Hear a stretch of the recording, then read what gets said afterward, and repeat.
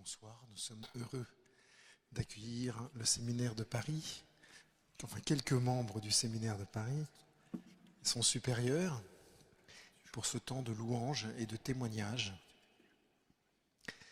pour remercier le Seigneur de toutes les grâces qu'il nous donne et pour continuer à prier pour les prêtres. Merci à vous d'être là. Merci aussi à vous d'être fidèles à la prière. Pour cette petite soirée, donc pour ceux qui n'étaient pas à la messe tout à l'heure ou qui viennent juste pour la soirée, il y a ici une grande neuvaine de prière pour prier pour les vocations et puis nous conduire jusqu'aux ordinations sacerdotales à Notre-Dame samedi prochain. Notre soirée, on va commencer par un temps de louange. Parce que, évidemment, quand on a quelque chose à demander au Seigneur, en l'occurrence, lui demander qu'il bénisse ceux qui l'appellent, qu'il leur donne la force d'avancer, qu'il en fasse des saints prêtres, ça c'est ce que nous lui demandons. Mais il faut d'abord nous rendre compte de tout ce qu'il nous donne déjà, pour ne pas avoir le cœur inquiet quand nous demandons, mais avoir un cœur plein d'actions de grâce pour dire « Seigneur, continue tes merveilles ». Donc on va prendre un temps de louange. Vous verrez, pour la louange, ça serait peut-être bien de se rassembler un peu plus vers l'avant et de se mettre debout en tout cas. Donc temps d'action de grâce au Seigneur. Et puis ensuite on écoutera 3 petits témoignages qui nous aideront à comprendre comment le Seigneur appelle, comment il travaille un cœur, pour comprendre et puis là encore pour s'émerveiller.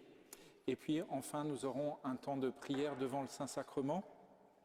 Dans toute cette soirée, nous sommes accompagnés par la prière du curé d'Ars à travers la présence de la relique de son cœur au milieu de nous.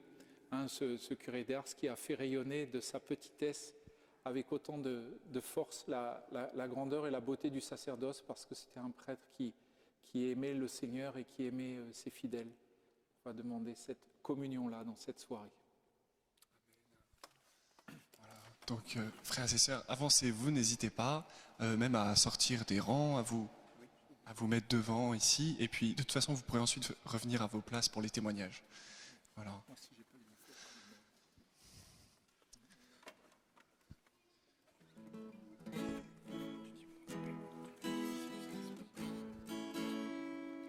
Au nom du Père, du Fils et du Saint-Esprit.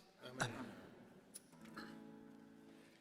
Qu'exulte tout l'univers, que soit chanté en tout lieu la puissance de Dieu. Dans une même allégresse, terre et cieux dansent de joie, chante Alléluia. Parce que tu répands tes grâces dans ton peuple, parce que tu répands tes grâces dans ton Église, que tu ne cesses, Seigneur, d'être un Dieu bon et provident, que tu es à l'œuvre dans l'histoire du peuple d'Israël, dans l'histoire de ton Église, que tu donnes à ton peuple tout ce dont il a besoin pour être un peuple saint. Alors Seigneur, ce soir, c'est avec louange, avec action de grâce, avec confiance que nous voulons te prier pour les vocations. Parce que Seigneur, nous ne voulons pas tomber dans la tristesse, dans le désespoir, dans les chiffres, voilà. Mais nous savons, Seigneur, que toi, tu es toujours avec nous, tu es l'Emmanuel, tu es celui qui ne cesse, Seigneur, de donner à ton peuple tout ce dont il a besoin. Et ce soir, nous venons à toi, Seigneur, pour que tu entendes le cri de notre prière, le cri de notre louange, le cri de cette confiance qui monte vers toi, Seigneur, et qui te dit, mais Seigneur, continue ton œuvre de grâce, continue d'être bon et provident pour ton Église, Seigneur. Nous avons confiance en toi. Amen. Amen. Frères et sœurs, répétons tous ensemble, Jésus, j'ai confiance en toi.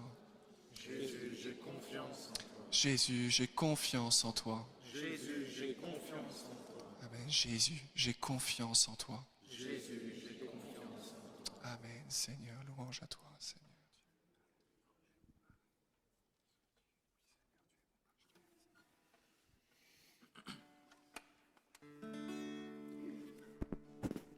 Oui Seigneur, tu es bon. Oui Seigneur, tu es ma force. Oui Seigneur, tu es bon. Alléluia. Crions de joie pour le Seigneur. Chantons remplis d'amour pour lui. Il m'a guéri, m'a délivré. Alléluia, Alléluia. Oui Seigneur, tu es bon. Oui Seigneur, tu es ma force. Oui Seigneur, tu es bon. Alléluia. Ma force et ma joie sont en lui. Oui, mon rempart, c'est son esprit. La terre est pleine de son amour. Alléluia. Oui, Seigneur, tu es bon. Oui, Seigneur, tu es ma force. Oui, Seigneur, tu es bon. Alléluia. Ta croix, Jésus, m'a délivré de mon angoisse, de mon péché. Ton côté ouvert m'a guéri. Alléluia. Oui, Seigneur, tu es bon. Oui, Seigneur, tu es ma force. Oui, Seigneur, tu es bon. Alléluia. Oh oui, Seigneur, tu es ma force. Toi, ma lumière et mon salut. Ma confiance est dans ton amour. Alléluia. Gloire à toi, Seigneur. Oui, Seigneur, tu es bon. Oui, Seigneur, tu es ma force. Oui, Seigneur, tu es bon. Alléluia. Père très bon Dieu d'Abraham, Jésus sauveur du monde entier, Esprit de feu, torrent de joie. Alléluia. Oui, Seigneur, tu es bon. Oui, Seigneur, tu es ma force. Oui, Seigneur, tu es bon. Alléluia. Merci, Seigneur, pour ton esprit et pour ta grâce mise en nos cœurs. Merci pour nos vies purifiées. Alléluia. Oui, Seigneur, tu es bon. Oui, Seigneur, tu es ma force. Oui, Seigneur, tu es bon. Alléluia. Oui, Seigneur, tu es bon. Oui, Seigneur, tu es ma force. Oui, Seigneur, tu es bon. Alléluia.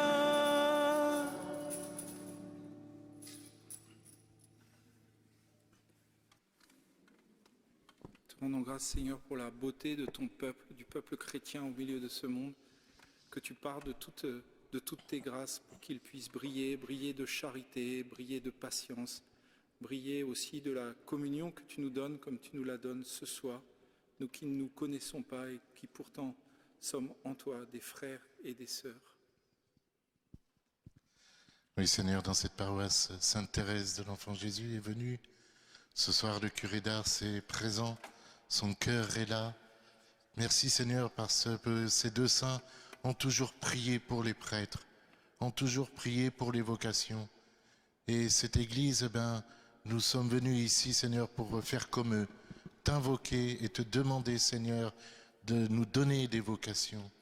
Merci, Seigneur, d'appeler chacun et chacune dans la vocation qui leur est due, dans la vocation que tu veux qu'ils fassent pour toi, pour le salut du monde. Oui, Seigneur, la vocation, c'est pas notre gloire personnelle, mais c'est ton salut qui est annoncé. Merci, Seigneur, pour cette paroisse. Merci, Seigneur, pour son curé, pour les sœurs qui sont ici, pour les vicaires. Daine les bénir, Seigneur. Merci pour tous les paroissiens de cette paroisse. Et Seigneur, vraiment, ce soir, nous t'implorons de plus profond de notre cœur. Nous te demandons des vocations. Béni sois-tu, Seigneur.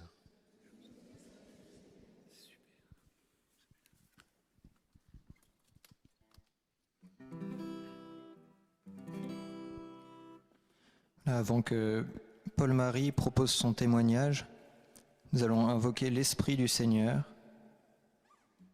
C'est le don que le Seigneur a promis de nous donner, de nous accorder quand nous le demandons avec foi.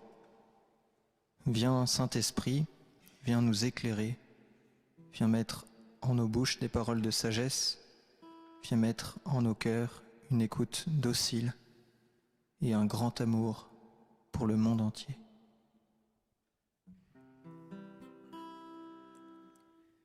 Viens, souffle de Dieu, viens, viens, hôte très doux, viens, souffle de Dieu, viens, sonde-nous, scrute-nous, éclaire-nous, Esprit de Dieu, que brille la vérité. Inonde-nous de ta clarté, viens nous transformer. Esprit de Dieu, viens en nos cœurs. Esprit de Dieu, viens en nos cœurs. Viens, souffle de Dieu, viens, viens mettre en nos cœurs. Viens, souffle de Dieu, viens, guide-nous, conduis-nous, éclaire-nous, Esprit de Dieu, que brille la vérité. Inonde-nous de ta clarté, viens nous transformer. Esprit de Dieu, viens en nos cœurs. Esprit de Dieu, viens en nos cœurs.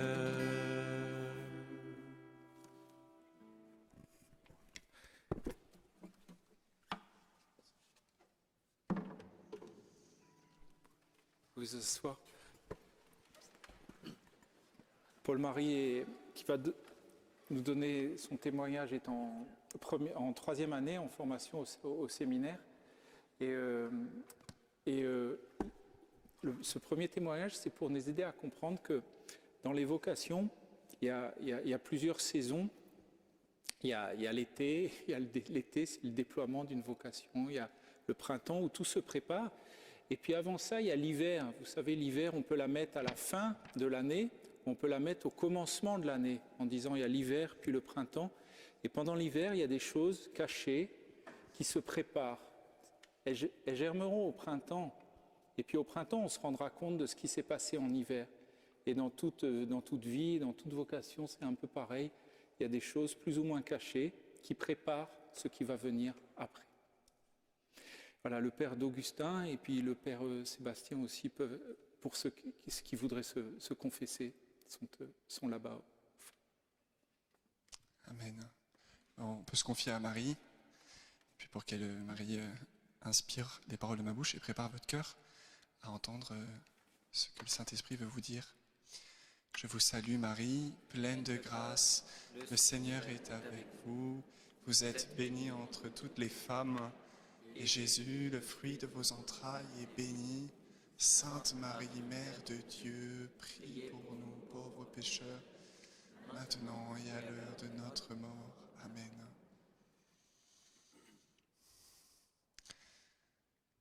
D'abord, je suis très touché de vous voir et de voir voilà, ce petit peuple de Dieu qui est là. C'est le petit reste, quoi. Vous savez, dans l'Écriture, dans l'Ancien Testament, il y a souvent cette expression, le petit reste, quoi. C'est, vous, là, vous êtes le petit reste, vous êtes quelques fidèles qui êtes venus voilà, prier le Seigneur un samedi soir pour prier pour les vocations, prier pour les prêtres qui vont être ordonnés au mois de juin, prier pour les séminaristes du diocèse de Paris et du monde entier. Et c'est beau, quoi. D'abord, je voudrais tous qu'on se rappelle, si on est là ce soir, c'est parce que tous on a été appelés. Voilà. On a tous été appelés. C'est la lecture qu'on a entendue à la messe ce soir, qu'on entendra demain pour ceux qui iront à la messe. Le Seigneur m'a appelé dès le sein de ma mère. Et tous, par le baptême, si nous avons été plongés dans les eaux du baptême, ben nous avons été appelés par Dieu, nous sommes devenus enfants de Dieu. Et tous, nous avons une vocation à la sainteté. Et tous, nous avons une vocation unique. Voilà. Et ça, c'est important de se le rappeler quand on prie pour les vocations. Parce que, en fait, quand on prie, par exemple, pour le sacerdoce ministériel, puisque là, on prie pour des prêtres ce soir, c'est toujours pour se rappeler que chacun d'entre nous, nous sommes appelés à exercer notre sacerdoce baptismal, à être prêtre, prophète et roi pour ce monde. Et voilà. Et les prêtres que nous, on a envie de devenir pour répondre à l'appel du Seigneur, c'est juste pour que le peuple de Dieu exerce son sacerdoce. Voilà. Donc effectivement, moi je vais vous témoigner de comment le Seigneur est venu m'appeler, mais pour vous montrer que c'est un long chemin, que ça ne se fait pas du jour au lendemain, et combien Dieu est patient et pédagogue, quoi. Et je pense aussi pour les jeunes que vous connaissez, dans vos familles, des jeunes où vous dites, ben voilà, qu'est-ce qu'il fait? Il est loin du Seigneur, je prie pour lui, je lui ai donné une éducation chrétienne, je comprends pas, il a été baptisé, il a reçu la communion, il est loin du Seigneur maintenant, qu'est-ce qui se passe? Il faut continuer de prier, il faut continuer d'espérer. Parce que le Seigneur, lui, il espère toujours, il est patient. Et il a été patient avec moi, et aujourd'hui, par la grâce de Dieu, je peux désirer donner ma vie au Seigneur dans le sacerdoce, mais il est patient avec chacun d'entre nous. Donc moi, je m'appelle Paul-Marie, j'ai 27 ans, je suis séminariste du diocèse de Paris et de la communauté de l'Emmanuel. Et en fait, j'ai grandi à Paris, parce que le père d'Augustin, qui est actuellement curé recteur de Notre-Dame des Victoires, était mon curé, on va dire, dans ma paroisse, pas très loin d'ici, dans le 3e, vous voyez, on est un peu voisins. Quand j'étais petit, je croyais vraiment en Dieu, voilà, comme un petit enfant. Mais dans ma famille, c'était un peu compliqué parce que dans les familles, c'est souvent compliqué de toute façon. Hein. Faut pas se dire que ma famille. Moi, au début, je pensais qu'il y avait que ma famille qui était compliquée. Et puis, quand j'ai grandi et que j'ai discuté à droite à gauche, en fait, j'ai vu que toutes les familles étaient compliquées. Et moi, mon père a vraiment rejeté et refusé son éducation chrétienne quand il avait 17 ans. Et donc, mon papa est vraiment anticlérical, quoi. C'est-à-dire que non seulement il croit pas en Dieu, mais en plus, vraiment, dès qu'il peut critiquer l'Église et les prêtres, il le fait. Alors maintenant, il est content parce qu'il a un fils qui va devenir prêtre. Voilà, il avait pas qu'à chercher comme ça. Le Seigneur, il rigole, hein, voilà. Et donc, depuis que je suis petit, moi, j'entends ça du côté de mon papa. Oh là là. Hein. Et puis, de l'autre côté, ma maman, une maman vraiment enracinée dans la foi, qui a rencontré le Seigneur et qui lui a donné sa vie comme mère de famille.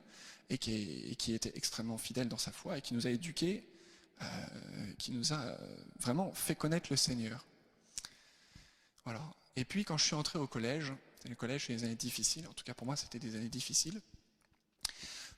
Le collège c'est pour moi les années de l'exode. Vous voyez, l'exode, je me suis éloigné du Seigneur, je me suis éloigné d'un peu de cette foi qui m'avait été donnée enfant. Concrètement, je priais plus, j'allais à la messe écouter le Père Antoine, mais je me mettais au fond et puis je rigolais avec mon copain. Puis voilà. Et puis de toute façon, la messe, ça m'ennuyait complètement. Je trouvais ça lourdingue parce que je comprenais pas ce qui se passait. Et puis ça m'intéressait pas. Et puis moi, ce qui me préoccupait quand j'étais collégien, c'était d'être cool. Ce que je voulais, c'était un jeune cool. Et ce que je voulais, c'était avoir plein d'amis, être populaire dans mon école, être reconnu et tout ça. Et en fait, je voyais pas tellement comment l'Église allait m'aider, quoi. Donc, ça m'intéressait pas. Et du coup, je me suis éloigné du Seigneur. Et voilà. Et je me souviens qu'un jour, je suis allé voir ma maman, comme un grand garçon. Je me suis dit, maintenant t'es un adulte, hein.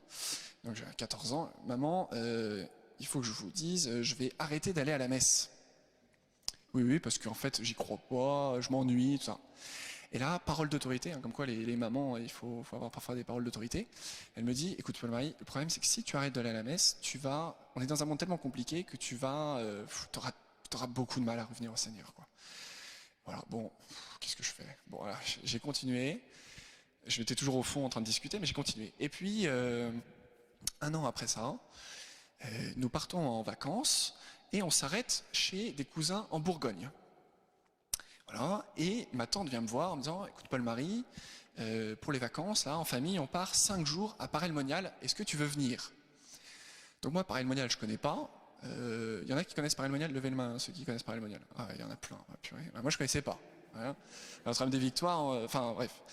Alors du coup, moi je suis bien élevé, donc quand on est bien élevé, moi on m'a appris à dire non merci, il faut surtout pas déranger.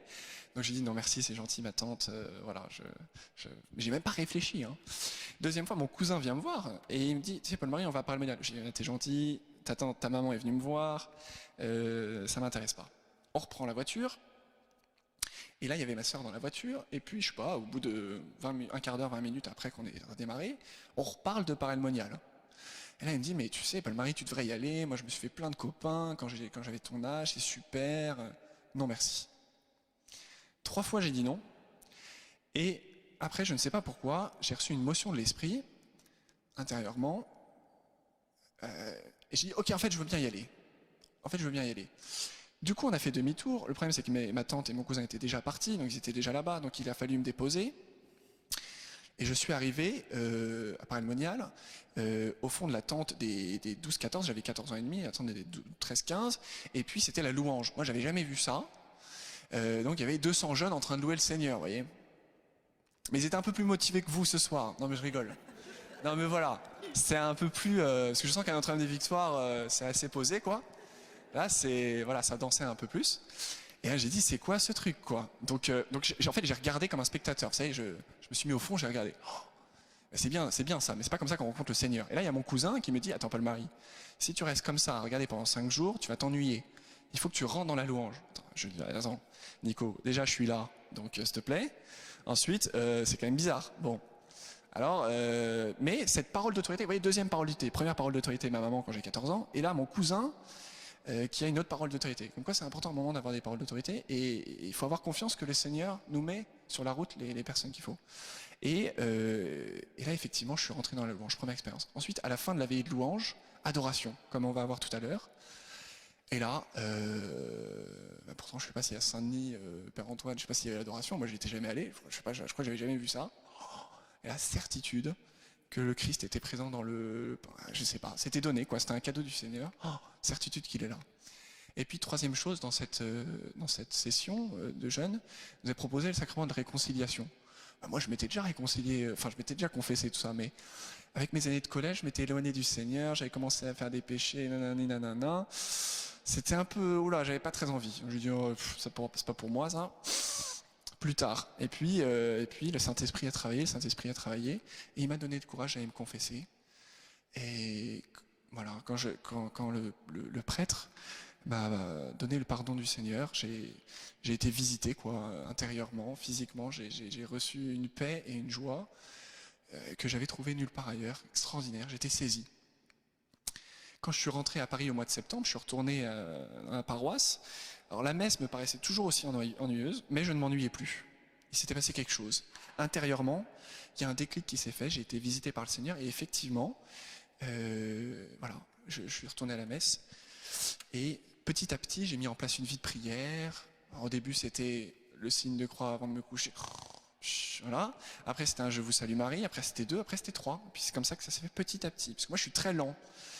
Alors, il y en a qui se convertissent très vite. Moi, il me faut beaucoup de temps. Le Seigneur, il le savait. Et j'avais pas du tout envie d'être prêtre. J'ai toujours voulu avoir 12 enfants. Voilà. Alors, du coup, j'avais pas du tout envie d'être prêtre. Et puis, j'ai commencé mes études. Et j'aimais beaucoup mes études. Et pendant mes études, j'ai rencontré une jeune fille. Très bien, on a cheminé ensemble.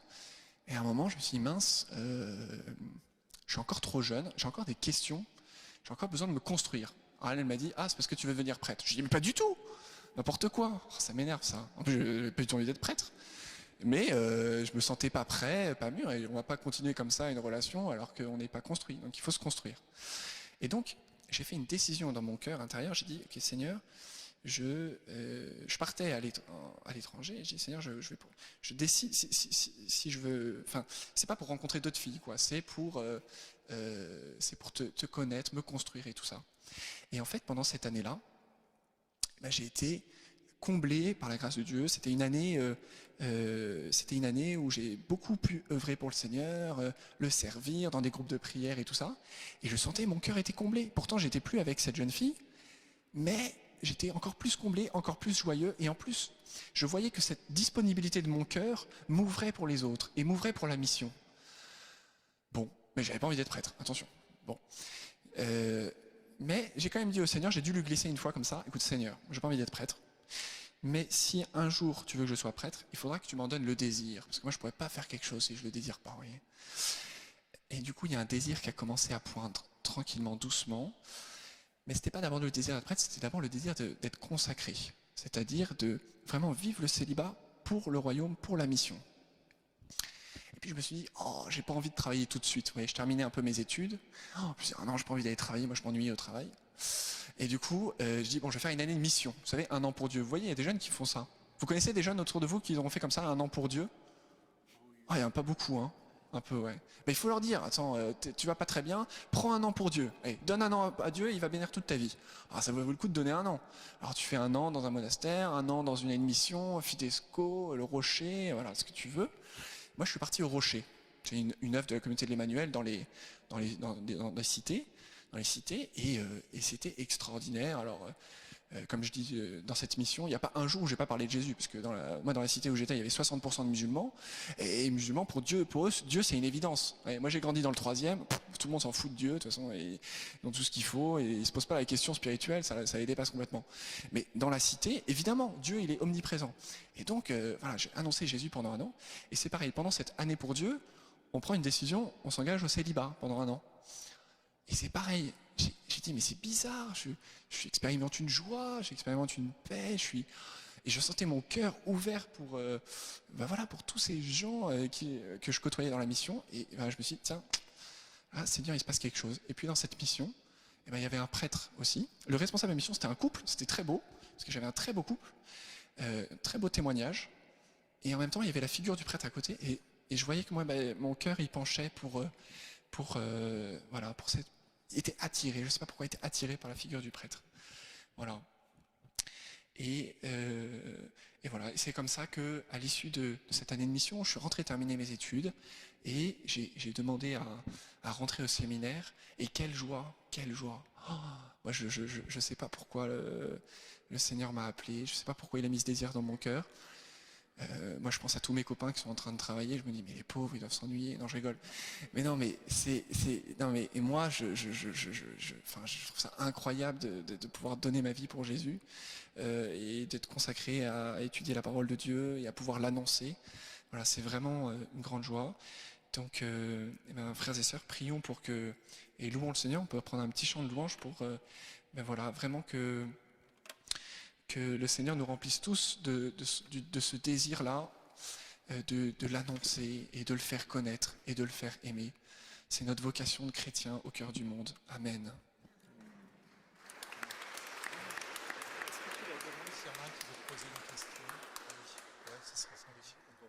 S'il y en a qui veulent poser des questions, c'est possible, c'est pas obligé, hein.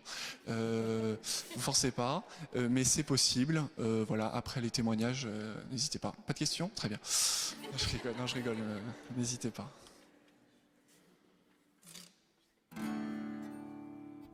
Oui Seigneur, tu es bon. Oui Seigneur, tu es ma force. Oui Seigneur, tu es bon. Alléluia. Oui Seigneur, tu es bon. Oui Seigneur, tu es ma force. Oui Seigneur, tu es bon. Alléluia.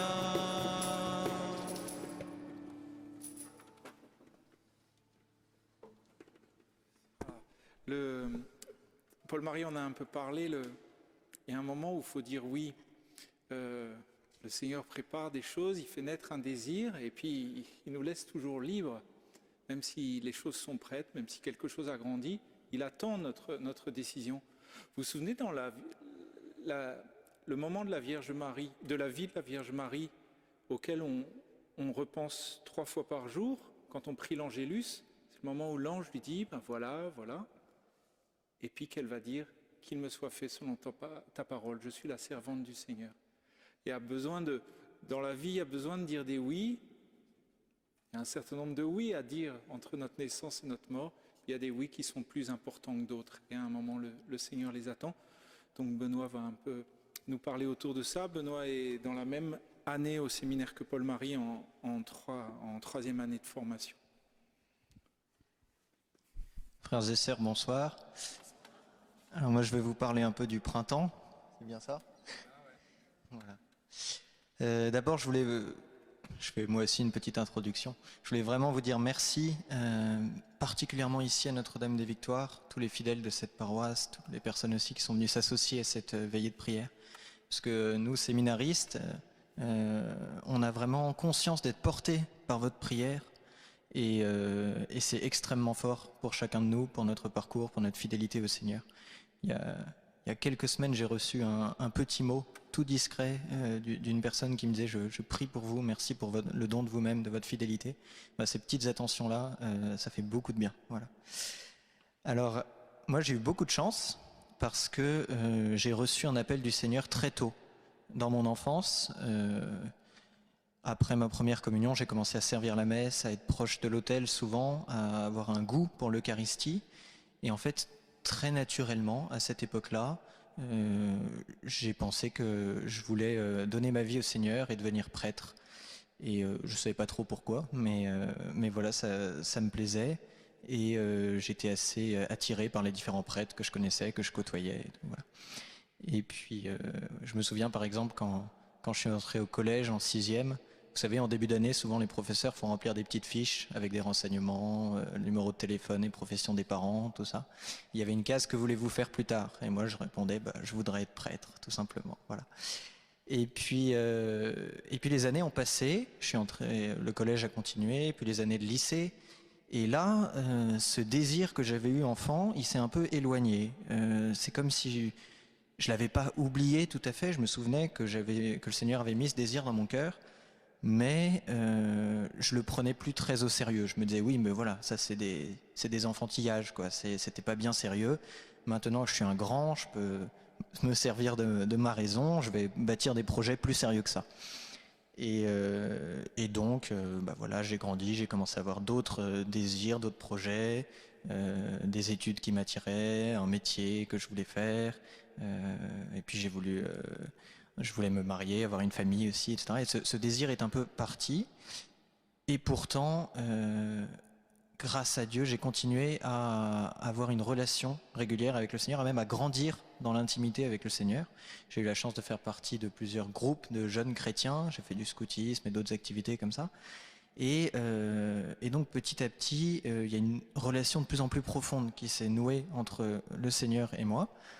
Et quand j'étais au lycée, j'ai commencé à prendre l'habitude d'aller à la messe régulièrement en semaine. Alors il fallait que je me lève un peu plus tôt pour y aller avant les cours, mais voilà, j'ai pris ce pli et je pense que le Seigneur est passé par là aussi pour continuer de m'attirer. Et puis, et dans ces années-là, quand même, je continuais à me poser la question de la vocation, mais c'était plus lointain. Et c'était un peu pour me donner bonne conscience, que je me disais, oh là là, l'Église manque de prêtres. Bon, je suis un des jeunes cathos qui va encore à peu près à la messe, peut-être que ça me concerne, mais il n'y avait pas un désir vraiment très prononcé, quoi. Ma prière, oui, je demandais au Seigneur de m'éclairer et de me faire connaître sa volonté, mais ma prière, ça ressemblait un peu à « Seigneur, fais-moi connaître ta volonté, mais s'il te plaît, ne m'appelle pas, quoi. Laisse-moi tranquille. » Voilà. Et puis, le temps a passé, il a fallu que je progresse un petit peu. Je pense que le Seigneur a eu la délicatesse et la malignité aussi de ne pas m'appeler à ce moment-là, parce que sinon je ne sais pas très bien ce que j'aurais répondu. Il fallait qu'il me travaille d'abord un peu de l'intérieur pour me rendre vraiment disponible à son appel, plus généreux. Et il y a eu un déclic un jour très net. J'ai commencé à faire des études et je me souviens d'un jour, un jeudi saint, après l'office, vous savez, on reste prier au reposoir pour accompagner Jésus dans son agonie. Et ce jour-là, je priais devant le reposoir et je me souviens très nettement que j'ai eu la certitude, c'est tout simple, hein, mais que le Seigneur voulait mon bonheur et rien d'autre. Et ça a changé les choses pour moi parce que j'ai compris que je pouvais lui faire toute confiance, que j'avais pas à avoir peur qu'il m'appelle à telle ou telle vocation, parce que quel que soit l'appel qu'il m'adresserait, c'est là et seulement là que je trouverais vraiment mon bonheur et voilà, et que je pourrais répondre à la vocation qu'il m'offrait. Et donc ce jour-là, j'ai signé un peu un chèque en blanc, je me suis engagé en disant voilà Seigneur, je sais toujours pas très bien à quoi tu m'appelles, c'est pas très clair pour moi, mais quand je le saurai, fais-moi signe et je te suivrai sans hésiter. Voilà, j'ai confiance en toi, on l'a redit tout à l'heure, Jésus, j'ai confiance en toi. Et donc ce jour-là, ça a été important parce que le Seigneur m'a changé de l'intérieur avant peut-être qu'arrive un appel extérieur ou que quelque chose se manifeste clairement. Voilà. Et puis pendant ces années d'études, il y a aussi quelque chose qui s'est mis en place dans ma vie spirituelle, c'est que j'ai commencé à approfondir vraiment ma relation avec Marie, en particulier à prier le chapelet fréquemment. Et c'est vraiment à Marie que j'ai confié ma vocation. Alors je ne savais pas trop ce que je faisais, mais vous allez voir que j'ai bien fait. Voilà. Je lui confiais l'appel en demandant... Enfin, j'avais l'intuition que si le Seigneur devait me dire quelque chose, il passerait par elle. Et que, voilà, comme Marie est celle qui a donné le Christ au monde, j'avais l'intuition un peu que si le Seigneur devait se manifester à moi, ce serait par son intermédiaire aussi. Et ben, j'ai eu raison, ou plutôt le Seigneur a eu raison de mettre cette inspiration en moi, parce que quelques années plus tard, c'est au cours d'un pèlerinage à Chartres, un pèlerinage sous le patronage de la Vierge Marie, que l'appel est venu vraiment très clairement. Alors c'était pendant une messe, après avoir communié, reçu le Seigneur en moi, je me suis senti... j'ai senti la présence et l'amour du Seigneur plus fortement que jamais je l'avais ressenti jusqu'ici. J'étais comblé d'une grande joie. Et en même temps, je sentais que tout cet amour que je recevais, c'était beaucoup trop pour moi tout seul, mais qu'en fait, je le recevais pour pouvoir le porter aux autres, pour pouvoir le donner non seulement à tous ceux qui étaient là ce jour-là, mais plus largement au monde entier. Et j'avais ce désir d'aller vers les autres, de leur annoncer Jésus et de leur annoncer en particulier le pardon de Jésus. J'avais, juste avant cette messe, quelques heures avant, je m'étais confessé, je m'étais délesté de quelques grosses pierres et j'avais déjà senti cette joie.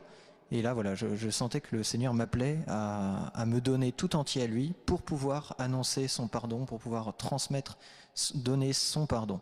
Et en particulier auprès de ceux qui peut-être étaient le plus éloignés de lui, qui ne le connaissaient pas, qui étaient empêtrés dans leur misère, dans leur péché. Voilà, j'avais vraiment, je me sentais comblé d'un amour que je ne méritais pas et j'avais besoin de le transmettre aux autres. Voilà.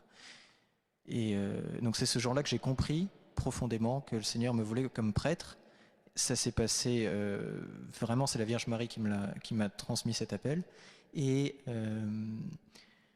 Et voilà, ce désir qui peut-être me manquait jusqu'ici, que je demandais un peu à contre-cœur, quand je demandais un peu au Seigneur de m'éclairer, mais sans vraiment y croire, ben là, ce désir, il n'y avait pas de doute, il était là, quoi. Et voilà. Après, par contre, vous savez, moi j'ai voulu tout de suite reprendre un peu les choses en main, parce que je m'étais senti dépassé, là le Seigneur avait un coup d'avance, alors je me dis, oula, calmons un peu tout ça. Alors j'ai dit, d'accord Seigneur, j'ai compris quel est l'appel, merci, mais... pas tout de suite, hein. Faut pas déconner, quoi.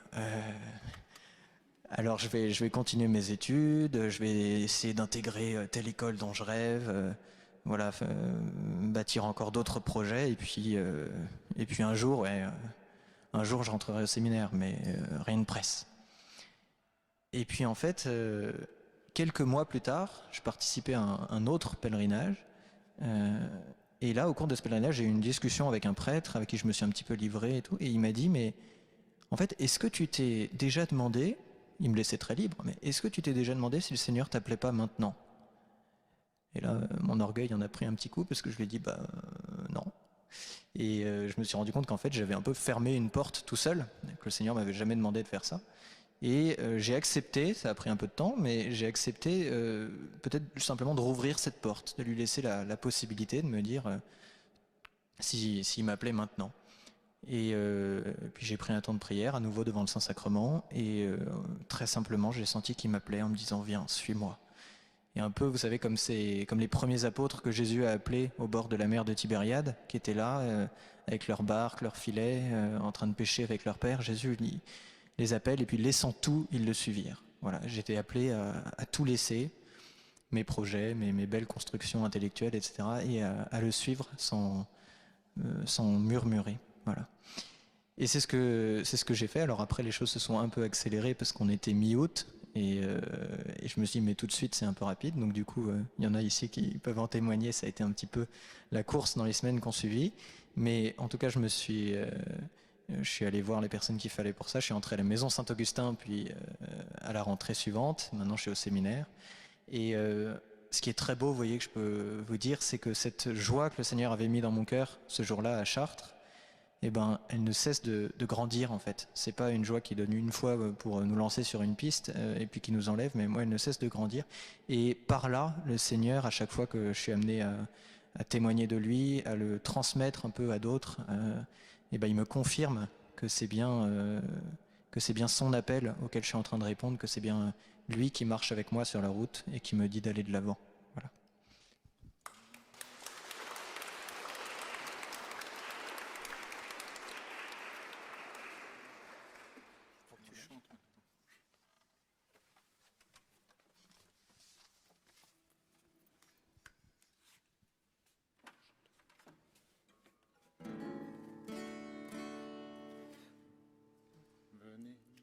Venez, chantons notre Dieu, lui le roi des cieux. Il est venu pour sauver l'humanité et nous donner la vie. Exulte pour ton roi, Jérusalem, danse de joie. Il est venu pour nous sauver du péché. Exulte Jérusalem, danse de joie. Oui, par sa mort, tous nous sommes libérés. Exulte Jérusalem, danse de joie. Venez, chantons notre Dieu, lui le roi des cieux. Il est venu pour sauver l'humanité et nous donner la vie. Exulte pour ton roi, Jérusalem, danse de joie.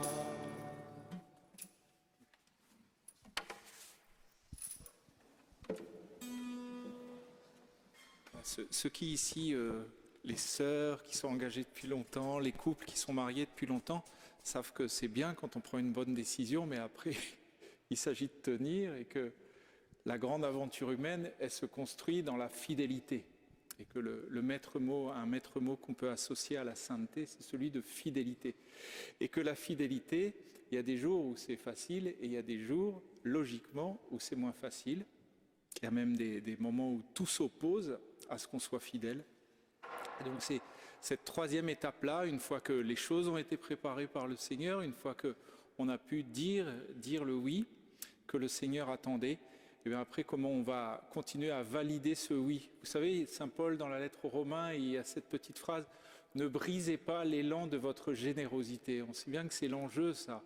Et moi je suis prêtre depuis 15 ans, je vois comme il y a des choses qui m'étaient faciles quand j'étais jeune prêtre, on se rabougrit un peu. Donc il faut que le Seigneur continue à faire des merveilles et des miracles pour que tout cela se déploie. Donc Joseph va donner son témoignage et Joseph est en 4e année au séminaire.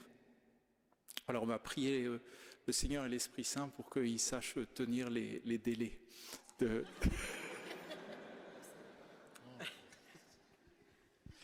Non, je tiendrai le délai, promis. Vous me faites signe, hein, si au bout de 8 minutes, vous me dites stop, c'est bon. Donc voilà, moi j'ai un âge un peu avancé hein, par rapport à mes frères, mais c'est pas grave.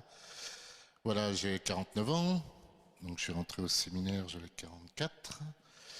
Voilà, donc moi j'étais baptisé à 27 ans, pour vous donner en gros ce qui se passe.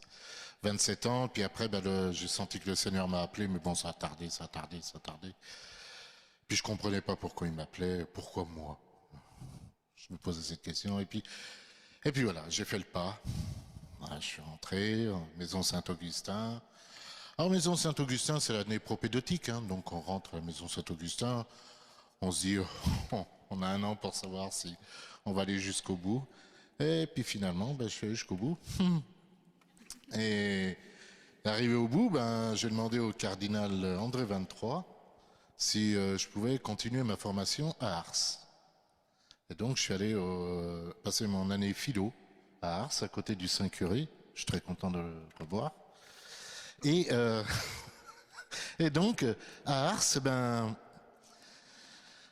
je répondais à la fidélité de ce que le Seigneur m'appelait, mais c'était dur. C'est dur parce que on se dit mais est-ce que je vais être capable? Est-ce que et pourquoi moi? Et alors donc on essaie d'oublier, puis on essaie d'en parler à son père Spi, Et puis le père spirituel, il essaye de faire comme il peut. Et puis il y a son supérieur, alors on essaye de lui en parler, mais bon, le supérieur fait ce qu'il peut. Et puis, je suis revenu à Paris, je commence mon année théologie. Et là, avant de rentrer en théologie, j'ai été admis comme séminariste. Et alors là, le jour où j'étais au Sacré-Cœur de Montmartre, que vous connaissez très bien, mes sœurs, là, on était tous devant l'autel. Et là, Monseigneur Beau dit, vous êtes admis comme séminariste en vue du sacerdoce. Sorti, heureusement qu'il y avait un pot. Et après, pendant ma première année de théologie, j'en ai reparlé à mon père spirituel parce que je me disais, mais la fidélité, moi j'ai peur de ne pas y arriver jusqu'au bout, quoi. Comment faire, Alors lui, il me disait, écoute Joseph, comme Marie, elle a dit oui, chaque jour, faut dire oui. Et puis, il me dit, tu sais, laisse-toi guider. Et puis, t'as ton supérieur, t'as ton père de maison, tu as moi. Et voilà, si on te dit, fais ça, c'est parce que le Seigneur nous demande que tu fasses ça. Et que ça soit pas toi qui décide. Mais tu vois, dans la fidélité que tu as dans le Seigneur, qui passe à travers nous, fait que toi, finalement, tu suis ce que le Seigneur demande. Et j'ai essayé. Et petit à petit, je me suis aperçu que finalement, le Seigneur, c'est lui-même qui nous apprend à être fidèles. La fidélité, ça s'apprend. C'est pas quelque chose qui est acquis. C'est quelque chose qui s'apprend, mais elle s'apprend à travers l'autre. Et c'est à travers mon supérieur, à travers mon père de maison, à travers mon père spirituel, que justement, je suis arrivé à faire ce chemin. Et c'est un chemin qui n'a pas été facile. Moi, vous savez, je n'ai pas fait beaucoup d'études. Quand vous voyez que je suis en théologie, je me dis, ouais, Dieu existe. Et franchement, cette fidélité aujourd'hui, elle n'est pas acquise, parce que cette fidélité, il faut la demander tous les jours. Et c'est tous les jours que je la demande, cette fidélité. Tous les jours, je dis au Seigneur, Seigneur, donne-moi d'être fidèle à ta parole, à travers mes supérieurs, à travers ta parole que tu nous donnes chaque jour. Mais surtout, il y a une chose que je voudrais insister, c'est que la fidélité, si vous voulez vraiment la voir, il faut demander à Marie. Parce que moi, tous les soirs, je prie mon chapelet. Avant d'aller me coucher, ça me fait du bien, ça me détend. Je suis avec Marie pendant tout le chapelet, et même après. Et justement, quand je prie le chapelet, je vous salue Marie, pleine de grâce, le Seigneur est avec vous. Je repense au oui de Marie. Et finalement, en disant mon chapelet, je redis oui à Jésus que, voilà, je vais te suivre, Seigneur, dans la vocation que tu m'as donnée, c'est d'être pasteur. Et si tu veux que je sois pasteur, c'est dans la fidélité que je veux vivre ce moment de pasteur toute ma vie avec toi. Et la fidélité, elle s'apprend, mais aussi, il faut l'intérioriser. Il faut qu'elle rentre en nous. Parce que c'est bien beau juste dire oui, oui, oui, oui. Non, il faut que ça vienne de là, du cœur.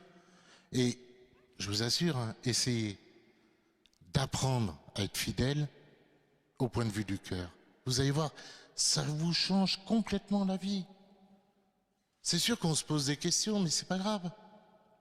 On fait confiance à ceux que le Seigneur nous a mis sur notre route pour nous guider. Et vous voyez, ce qu'il y a de plus beau pour moi, c'est que malgré tout le parcours que j'ai eu avant, je vois que je suis capable d'être fidèle. Et ça, je crois que c'est le plus beau cadeau que le Seigneur puisse nous donner à chacun d'entre nous. Moi, je vais vous dire une chose. Maintenant, je n'ai plus peur. Je n'ai plus peur d'être pasteur. Je n'ai plus peur qu'un jour, le Seigneur m'appelle à m'ordonner diacre et puis après prêtre. Et pour moi, c'est une joie. C'est une joie parce que je sais que cette joie, elle se vivra que si je suis fidèle Si je ne suis pas fidèle, cette joie partira. Et je ne tiendrai pas longtemps. Alors voilà, c'était ce que je voulais vous faire partager ce soir, parce que la fidélité, elle nous construit, elle nous fait avancer, et surtout la fidélité, on peut la demander à Marie, mais aussi on peut la demander ce soir. Là, vous voyez, dans peu de temps, Jésus va venir, et bien là, on peut lui dire, Seigneur, apprends-moi à être fidèle, apprends-moi. Apprends-moi à te suivre, apprends-moi à m'abandonner, apprends-moi. En fin de compte, je crois que c'est au chapitre 42 d'Isaïe, à un moment donné, il dit, mon serviteur, je le prends par la main. Eh bien voilà, c'est ça. Jésus vous prend par la main et il vous dit, viens, viens, sois fidèle, n'aie pas peur, je te tiens moi par la main. Sois fidèle, c'est tout. T'inquiète pas. Tu vas avoir une embûche? Pas grave, je suis là, je te tiens la main. Voilà, merci.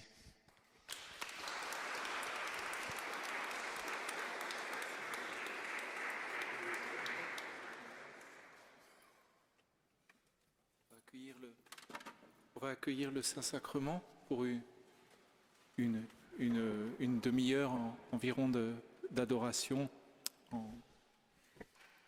pour lui confier tout cela et lui demander toutes les grâces que nous voulons lui demander pour nous et puis pour tous ceux que nous portons dans notre prière.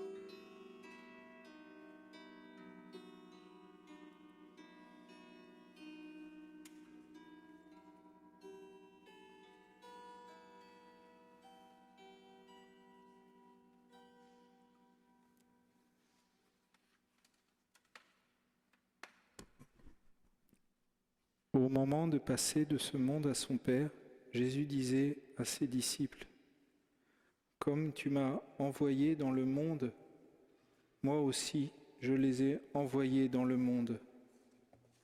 Et je me sanctifie moi-même pour eux, afin qu'eux aussi soient sanctifiés par la vérité. Ce n'est pas pour eux seulement que je prie, mais encore pour tous ceux qui croiront en moi par leur parole, afin que tous soient un comme Père, tu es en moi et moi en toi. »